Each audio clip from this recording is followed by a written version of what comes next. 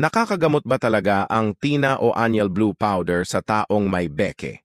Ang sagot ay hindi, pero nakakatulong ito bilang palatandaan na may beke ang isang tao upang maiwasan ng ibang tao ang hindi sinasadyang paghawak sa pisngi, lalo na sa mga cute na bata.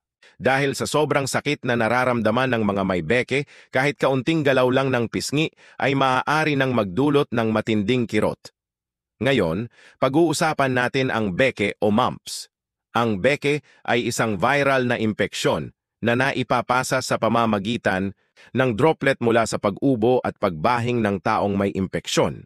Maaari rin itong kumalat sa pamamagitan ng direktang kontak sa mga kontaminadong bagay o gamit o sa pag-share ng mga kagamitan tulad ng kutsara o baso.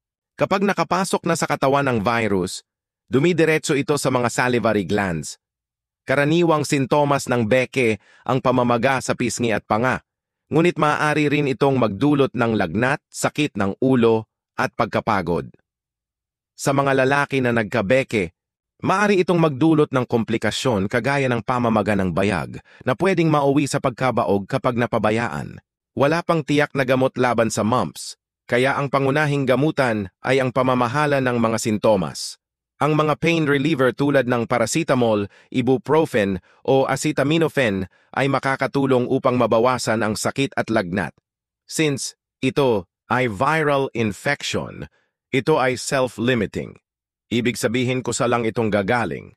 Ang pinakamabisang proteksyon laban sa mumps ay ang MMR vaccine na nagpoprotekta laban sa mumps, measles at rubella. Kadalasan libre ito sa inyong lokal na health center. Ang bakuna ay ligtas, epektibo at inirerekomenda para sa mga bata.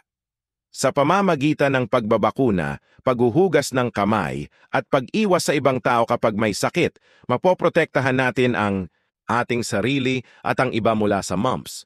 Mag-ingat at magpalakas. Huwag kalimutang mag-like, share and follow para makikita mo agad ang mga susunod na makabuluhang video. Maraming salamat po.